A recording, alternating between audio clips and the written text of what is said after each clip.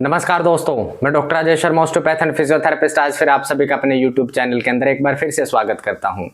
तो दोस्तों, आज की इस वीडियो में हम एक बहुत ही इंटरेस्टिंग टॉपिक लेके आए हैं कि दोस्तों कई बार आपने देखा होगा कि लोगों का जो पैर होता है और उस पैर के अंदर एक कर्व होती है, एक आर्च होती है जिसको हम मीडियल आर्च कहते हैं।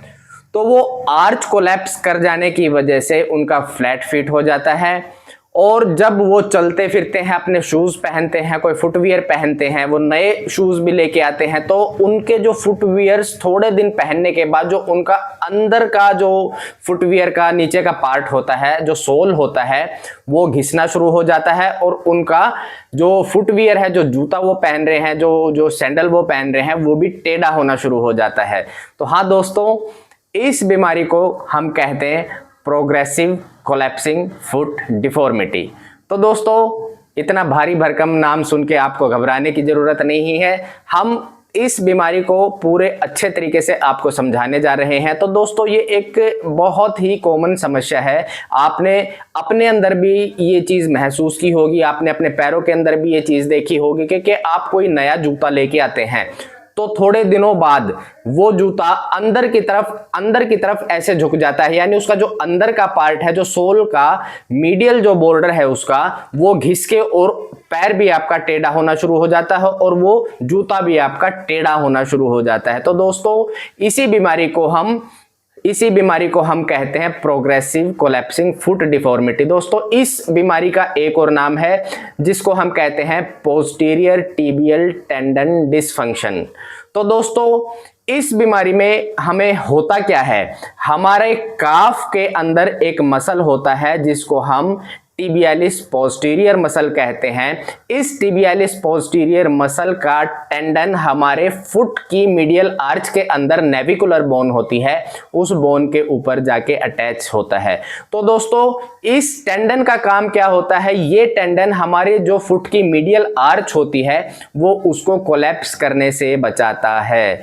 तो दोस्तों, जो हमारे फुट की मीडियल आर्च होती है उसको दो मेजर कंपोनेंट ऐसे हैं जो उसको कोलैप्स होने से बचाते हैं। यानी जैसे हम खड़े होते हैं, चलते फिरते हैं, तो उसके बावजूद भी जो हमारे फुट की जो मीडियल आर्च होती है वो मेंटेन रहती है, वो कोलैप्स नहीं होती, यानी हमारा पूरा पैर फ्लैट नहीं होता है। तो उन दो कंपोनेंट्स के नाम है, एक तो होता है स्प्रिंग लिगामेंट।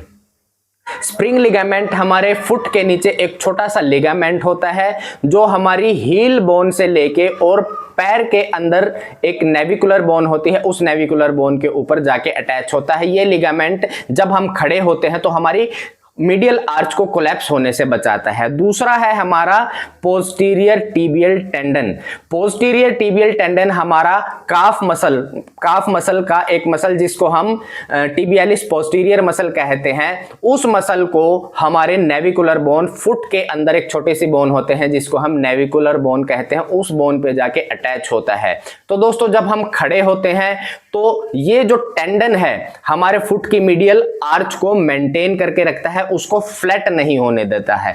तो दोस्तों, बहुत ही इंपॉर्टेंट मसल होता है। जब इस मसल का, इस टेंडन का डिसफंक्शन हो जाता है तो उसकी वजह से हमारे पैर की जो मीडियल आर्च होती है वो कोलैप्स करना शुरू कर देती है और हमारा पैर टेढ़ा होना शुरू हो जाता है और हमारा फ्लैट फुट हो जाता है। दोस्तों, जब ये बीमारी काफी टाइम से, काफी पुरानी हो जाती है तो उसके साथ साथ क्या होता है कि हमारा पैर टेढ़ा हो जाता है और जो हमारे मीडियल साइड के लिगामेंट्स है वो लिगामेंट्स भी ढीले पड़ने शुरू हो जाते हैं और हमारे लिगामेंट्स के अंदर, पैरों के अंदर भी दर्द रहना शुरू हो जाता है। तो दोस्तों, पोस्टीरियर टिबियल टेंडन हमारे फुट का एक बहुत ही इंपॉर्टेंट स्ट्रक्चर है।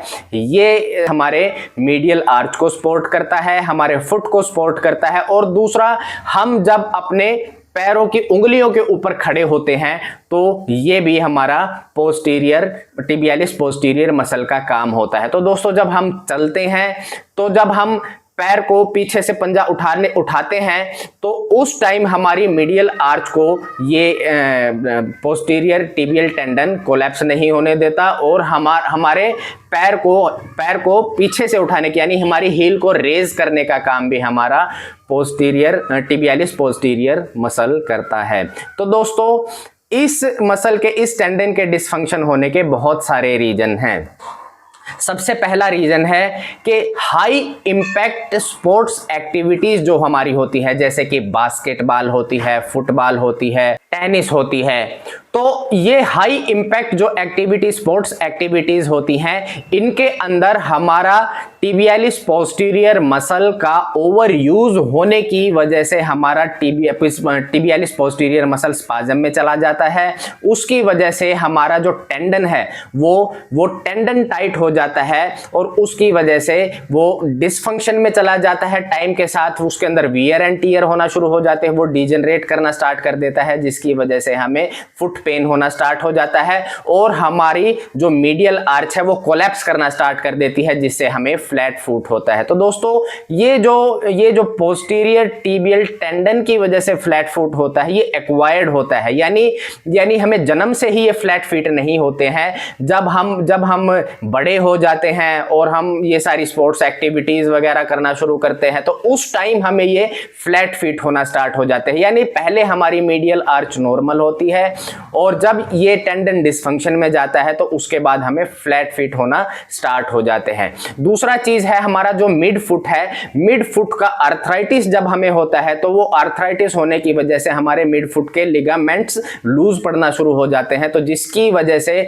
हमारी आर्च को, हमारी मीडियल आर्च को सपोर्ट करने वाले लिगामेंट्स लूज हो जाने की वजह से हमारी जो मीडियल आर्च है वो कोलैप्स करना स्टार्ट कर देती है और उसकी वजह से हमारे टिबियालिस पोस्टीरियर मसल के ऊपर और भी ज्यादा स्ट्रेस पड़ना शुरू हो जाता है और हमारा जो पोस्टीरियर टिबियल टेंडन है उसका डिसफंक्शन होना स्टार्ट हो जाता है और उसकी वजह से फिर फर्दर हमारी मीडियल आर्च और भी ज्यादा कोलैप्स होना शुरू हो जाती है।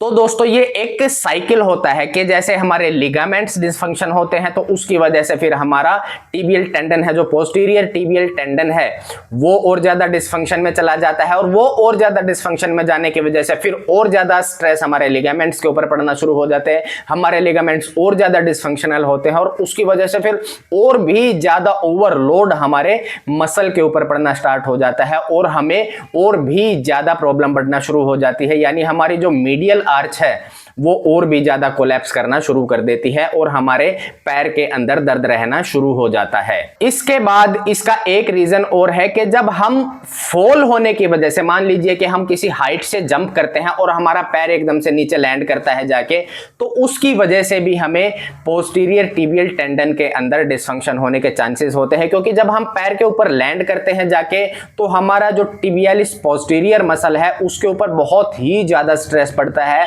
और वो मसल एकदम से स्पाज्म में चला जाता है, उस मसल के अंदर टियर भी हो जाता है, तो जिसकी वजह से हमारा पोस्टीरियर टिबियल टेंडन जो है वो ओवर यूज होने की वजह से वहां पे वियर एंड टियर होना स्टार्ट हो जाते हैं और हमें पोस्टीरियर टिबियल टेंडन डिसफंक्शन हो जाता है और हमारी medial arch of foot collapse कर जाती है।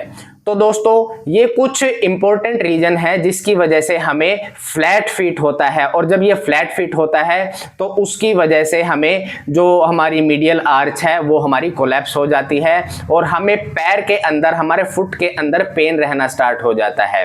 दोस्तों पोस्टीरियर टिबियल टेंडन डिसफंक्शन एक बहुत ही कॉमन समस्या है। आपने देखा होगा स्पोर्ट्स पर्सन के अंदर या फिर अराउंड 35-40 एज की पॉपुलेशन के अंदर ये कॉमन समस्या देखने को मिलती है। उनके पैर चपटे हो जाते हैं, पहले उनके पैर चपटे नहीं होते, प्रॉपर आर्च होती है उनके पैर के अंदर, बट धीरे धीरे उनके फ्लैट फीट होने शुरू हो जाते हैं, यानी उनके पैर चपटे होने शुरू हो जाते हैं। और जब ये चीज़ काफ़ी टाइम से हो रही होती है, यानी उनके काफ़ी टाइम से फ्लैट फीट हो चुके होते हैं, तो उसके बाद धीरे धीरे उनके पैर के अंदर पेन डेवलप होना शुरू हो जाता है। तो दोस्तों जब आपके फ्लैट फीट होना शुरू होते हैं या फिर आपको पैरों के अंदर दर्द रहना शुरू हो जाता है तो ये पोस्टीरियर टिबियल टेंडन डिसफंक्शन हो सकता है। तो दोस्तों ये क्योरेबल डिजीज है, अर्ली फेज में इसमें रेस्ट बहुत ही इंपॉर्टेंट होता है और इसके साथ साथ आइस पैक लगाना इसमें बहुत ही जरूरी होता है। जब सेकंड स्टेज इस बीमारी की आती है तो उसमें हमें ब्रेस का भी सपोर्ट लेना पड़ सकता है। हमें मीडियल आर्च को सपोर्ट करने के लिए हमें वहाँ पे सपोर्ट भी लगाना पड़ सकता है। मीडियल आर्च को सपोर्ट करने के लिए कुछ ऑर्थोटिक डिवाइसेस आती हैं, उनको हमें शूज़ के अंदर यूज़ करना पड़ सकता है। इसके साथ साथ हमें अपने फुट की बायोमैकेनिक्स को प्रॉपर मेंटेन करने के लिए हमें अपने फुट की मोबिलिटी के ऊपर फोकस करना बहुत ज़रूरी है। हमारे जो मसल्स हैं उन मसल्स की लेंथनिंग के ऊपर, उनकी मसल की स्ट्रेंथ के ऊपर प्रॉपर फोकस करना बहुत जरूरी है। तो दोस्तों, आपको भी लगता है कि मेरे पैर चपटे हैं, या फिर आपके फुटवियर्स आपको ऐसा लगता है कि वो अंदर का जो हिस्सा है वो बहुत ही जल्दी आपके फुटवियर्स का घिसना स्टार्ट हो जाता है, आपका जो हील का जो अंदर का जो आपके शूज हैं उनके सोल का जो अंदर का हिस्सा है वो घिसना शुरू हो जाता है, जिसकी वजह से आपके जो फुटवियर्स हैं वो भी टेढ़ा होने शुरू हो जाते हैं। तो समझ जाइए कि आपको PTTD यानी पोस्टीरियर टिबियल टेंडन डिसफंक्शन है। अगर जो आपको ये प्रॉब्लम एनालाइज होती है, आपको प्रॉब्लम का पता लगता है, तो तुरंत ही आप किसी अच्छे फिजियोथेरेपिस्ट के पास जाइए। आप हमारे पास आ सकते हैं, हम आपके पोस्टीरियर टिबियल टेंडन डिसफंक्शन को ठीक करेंगे। Physiotherapist posterior tibial tendon dysfunction को मैनेज करने के लिए बहुत ही अच्छा हेल्थ केयर प्रैक्टिशनर होता है। तो आप किसी अच्छे फिजियोथेरेपिस्ट के पास जाइए, वो आपकी इस बीमारी को प्रॉपर असेस करके और उस बीमारी का अच्छे से इलाज करेंगे। तो दोस्तों, आने वाली वीडियो में हम आपको कुछ ऐसी एक्सरसाइजेस बताने जा रहे हैं जो आपके पोस्टीरियर टिबियल टेंडन डिसफंक्शन को आपको घर पर बैठकर ही आप उन एक्सरसाइज से आप अपने इस प्रॉब्लम को ठीक कर सकते हैं। तो दोस्तों, आपको ये जानकारी कैसी लगी? आपको हमारी जानकारी पसंद आई तो हमारे चैनल को जरूर सब्सक्राइब कीजिए, हमारी वीडियो को ज़्यादा से ज़्यादा लाइक एंड शेयर कीजिए ताकि और भी लोग इस जानकारी का फायदा उठा सकें। धन्यवाद।